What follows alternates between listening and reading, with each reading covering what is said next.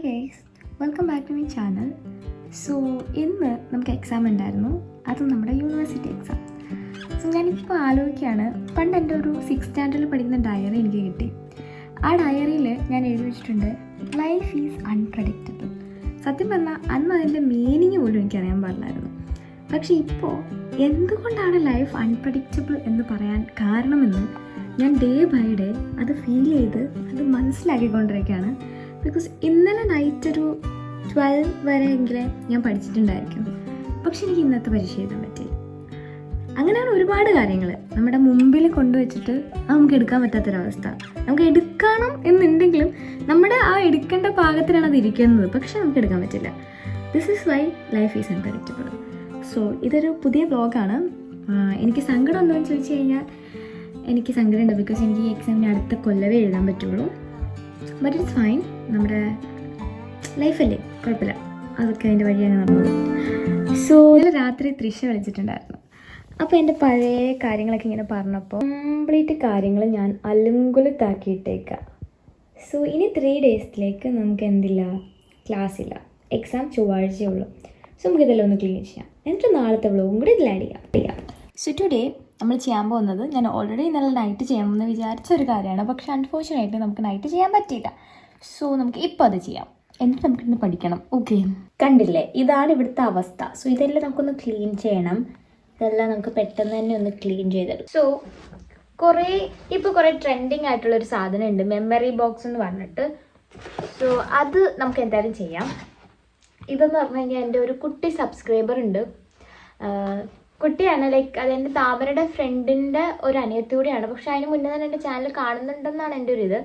എന്നെ ആദ്യമായിട്ട് കണ്ടപ്പോൾ എനിക്ക് ആള് 6th പഠിക്കുന്നത്, കൊച്ചുകുട്ടിയാട്ടോ, എനിക്ക് ഉണ്ടാക്കി തന്നാണ് ഇതൊക്കെ. അപ്പോൾ ഇതുപോലത്തെ ലിറ്റിൽ തിങ്സ് എനിക്ക് ഭയങ്കര ഇഷ്ടമാണ്. എനിക്ക് പ്രത്യേകിച്ച് ഹാൻഡ് മെയ്ഡ് ഐറ്റംസ് എനിക്ക് ഭയങ്കര ഇമോഷണലി ഞാൻ കണക്റ്റഡ് ആവുന്ന ഒരു കാര്യമാണ്. എനിക്ക് ഭയങ്കര എക്സ്പെൻസീവ് ഗിഫ്റ്റ്, എനിക്ക് ഭയങ്കര എക്സ്പെൻസീവ് സാധനങ്ങളോടൊന്നും അധികം എനിക്ക് താല്പര്യമില്ലാത്തുള്ള ഒരാളാണ്. ബട്ട് ആ ഹാൻഡ് മെയ്ഡ് ആയിട്ടുള്ള കാര്യങ്ങളൊക്കെ എന്നെ ഭയങ്കരമായിട്ട് ഇമോഷണലി ഭയങ്കരമായിട്ട് കണക്ട് ചെയ്യാറുണ്ട്. സോ ഇതൊക്കെ ഭയങ്കര ക്യൂട്ട് തിങ്സ് ആണ്, എനിക്ക് ഉണ്ടാക്കി തന്നെയാണ് ഇതൊക്കെ. പിന്നെ നമുക്കൊരു മെമ്മറി ബോക്സിനകത്ത് ആ ഒരു വീഡിയോ ഞാൻ ചെയ്യാൻ പ്ലാൻ ചെയ്യുന്നുണ്ട്. സോ അതൊക്കെ കാണാൻ വേണ്ടി സബ്സ്ക്രൈബ് ചെയ്യാൻ മറക്കണ്ട. നമുക്കത് പോയി ചെയ്യാം. എനിക്ക് കുറച്ച് സമയമേ ഉള്ളൂ, കാര്യം നമുക്ക് എക്സാം നടക്കുന്നതുകൊണ്ട് തന്നെ ഇതൊന്ന് ക്ലീൻ ചെയ്തിട്ട് അവിടെ നിന്ന് പഠിക്കാമെന്നാണ് വിചാരിക്കുന്നത്. 2-3 ദിവസമായിട്ട് നമ്മൾ ഭയങ്കര ബിസി ആയിരുന്നു, ഹോസ്പിറ്റൽ, നാട്ടിൽ പോകണമായിരുന്നു, അങ്ങനെ കുറേ ബിസി ആയിരുന്നു. അതുകൊണ്ട് നമുക്ക് പ്രോപ്പറായിട്ട് ഒരു കാര്യങ്ങളും ചെയ്യാൻ പറ്റിയിട്ടുണ്ടായിരുന്നില്ല. സോ ടുഡേ നമുക്ക് അതൊന്ന് ഫസ്റ്റ് ക്ലീൻ ചെയ്യാൻ എനിക്ക് പഠിക്കാൻ പറ്റില്ല. അതുകൊണ്ടാണ് ഞാൻ ഈ എക്സാം ടൈമിലും അത് ക്ലീൻ ചെയ്യാമെന്ന് വിചാരിക്കുന്നത്. So let's get ready with me. So let's do it together.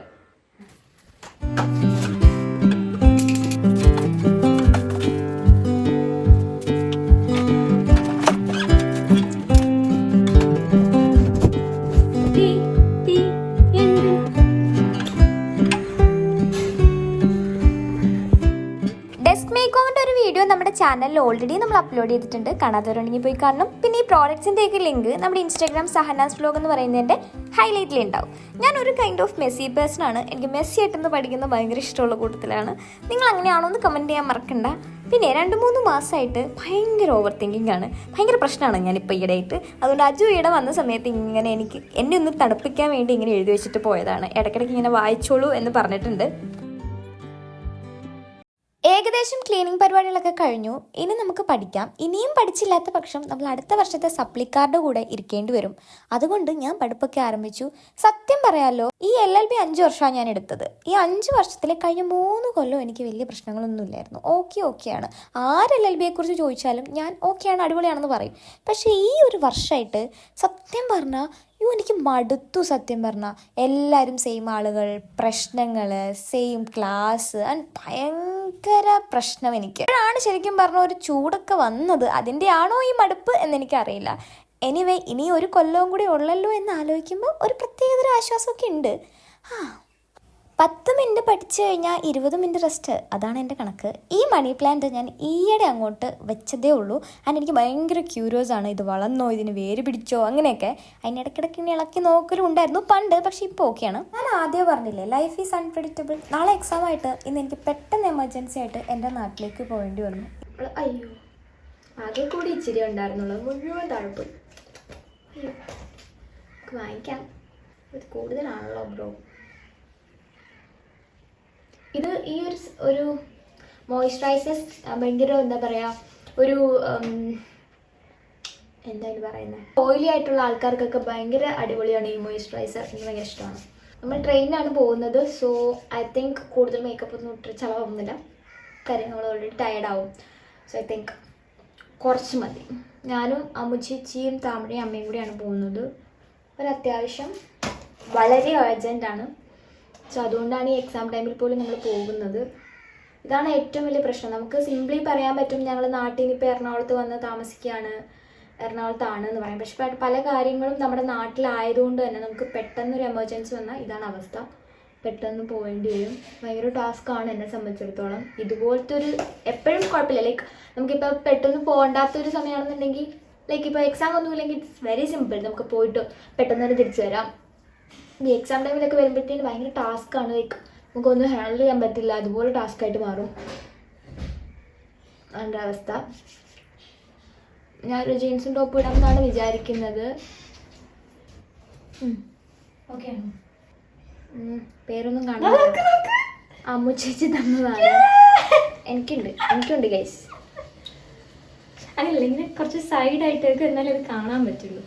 Like this. കണ്ടാ ഗൈസ്, മസിലാണ് മസിൽ.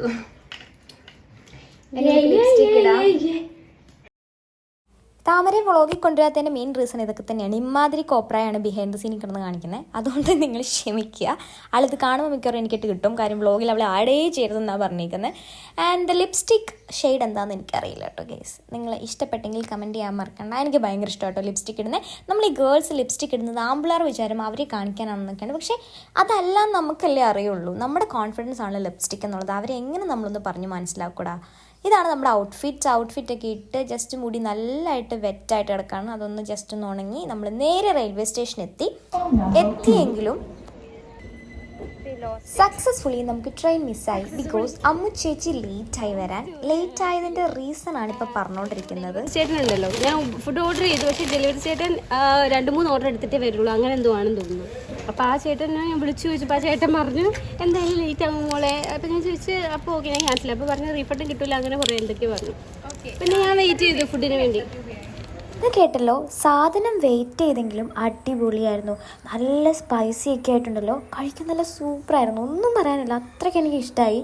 വെയിറ്റ് ചെയ്തെങ്കിലും വേർത്തായിരുന്നു. പിന്നെ അത് കഴിഞ്ഞിട്ട് നമ്മൾ എരിവാണല്ലോ, സ്വാഭാവികമായിട്ട് ഒരു ഐസ്ക്രീം കഴിച്ചപ്പോൾ അതങ്ങ് സോട്ട് ചെയ്തു. നമ്മൾ ബസ്സിനാണ് പോയത്. ബസ്സിന് പോകാൻ കാര്യം നമ്മുടെ ട്രെയിൻ ഓൾറെഡി മിസ്സായല്ലോ. എനിക്ക് കംഫർട്ടബിൾ എപ്പോഴും ബസ്സിന് പോകുന്നത്. ഒരു പാട്ടൊക്കെ കേട്ട് അടിച്ചുപൊളിയെങ്കിൽ അടിച്ചുപൊളി, വിഷാദമെങ്കിൽ വിഷാദം, എനിക്ക് പാട്ട് കേട്ട് യാത്ര ചെയ്യാൻ, അതും ബസ്സിൽ, പ്രത്യേകിച്ച് KSRTCയിൽ എനിക്ക് ഭയങ്കര ഇഷ്ടമാണ്. ട്രെയിൻ എനിക്ക് ഭയങ്കര റഷായിട്ട് ഫീൽ ചെയ്യാറുണ്ട് പലപ്പോഴും. ക്രിസ്മസ് ആയതുകൊണ്ട് തന്നെ ഭയങ്കര തിരക്കായിരുന്നു കോട്ടയത്തെ ലുലു മാളിൽ. നല്ല ആളും എന്തൊക്കെയോ ഇവൻറ്റ്സ് നടക്കുന്നതിൻ്റെ പ്രിപ്പറേഷൻസും ഒക്കെ ആയിരുന്നു. അങ്ങനെ ഏകദേശം ഒരു 9-10 മണി 9:30 നമ്മൾ വീടെത്തിയിട്ടുണ്ട്. വീടെത്തി നേരെ പഠിക്കാനിരുന്നു.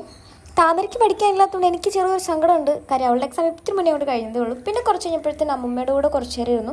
അമ്മയ്ക്ക് കുഴപ്പമൊന്നുമില്ല കേട്ടോ, ആൾ നല്ല ചിൽ മൈൻഡാണ്. ഉറങ്ങുന്നതുകൊണ്ടാണ് ഇങ്ങനെയൊക്കെ നമുക്ക് ഫീൽ ചെയ്യും. അങ്ങനെ ഒരു 10 മിനിറ്റ് അമ്മമ്മയുടെ അടുത്തൊക്കെ ഇരുന്നതിന് ശേഷം വീണ്ടും നമുക്ക് പഠിക്കണം. ബിക്കോസ് എനിക്ക് ആകെ ടയേർഡാണ്. പക്ഷേ പറഞ്ഞിട്ട് കാര്യമില്ലല്ലോ. അപ്പോൾ ഇന്നത്തെ വ്ളോഗ് ഇത്രയേ ഉള്ളൂ. ചാനൽ ഇഷ്ടപ്പെടുകയാണെങ്കിൽ ലൈക്ക് ചെയ്യാനും ഷെയർ ചെയ്യാനും സബ്സ്ക്രൈബ് ചെയ്യാനും മറക്കണ്ട. ബൈ.